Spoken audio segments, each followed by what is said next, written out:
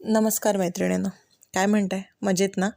तर आज आपण पाहणार आहोत उपवासासाठी बनवणारा अजून एक पदार्थ, तो म्हणजे वरीच्या तांदळापासून केला जाणारा गोडाचा शिरा. तर पाहूया हा कसा केला जातो. सर्वप्रथम मी तूप घेतलेलं आहे. हे तूप चांगलं तापलं की त्याच्यामध्ये आपण वरीचा जो तांदूळ आहे तो यामध्ये भाजून घेणार आहोत. चांगला खरपूस भाजून घ्यायचा आहे, जेणेकरून तो पटकन शिजतो आणि चवीला देखील छान लागतो. पाहू शकता तुम्ही, वरीचा रवा जो आहे तो भाजत आलेला आहे चांगला. आता आपण याच्यामध्ये पाणी ॲड करणार आहोत आणि याला शिट्या करून घेणार आहोत.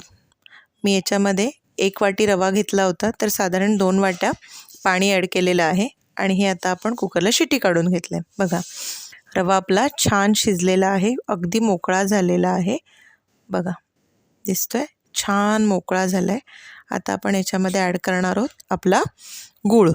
मी गुळाचा शिरा म्हटलं आहे, त्याच्यामुळे गूळ ॲड करतो आहे आपण. मी 1 वाटी गूळ घेतला आहे. 1 वाटी रवा होता, तर गूळ देखील तेवढाच घेतलेला आहे. वरून 1 चमचा तूप सोडायचं आहे आणि याला एक वाफ काढून घ्यायची आहे.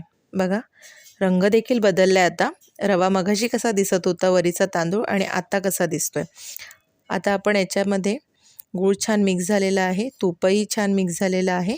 आपण ॲड करणार आहोत ओलं खोबरं.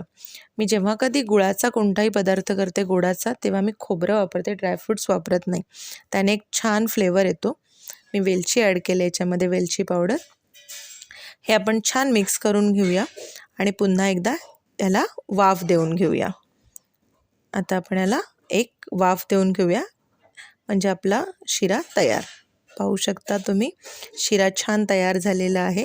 अगदी दाणा एक एक दिसतोय त्यातला. बघा, मी मोकळा करून दाखवते. एक एक दाणा वेगळा झाला आहे. खायला देखील छान लागतो.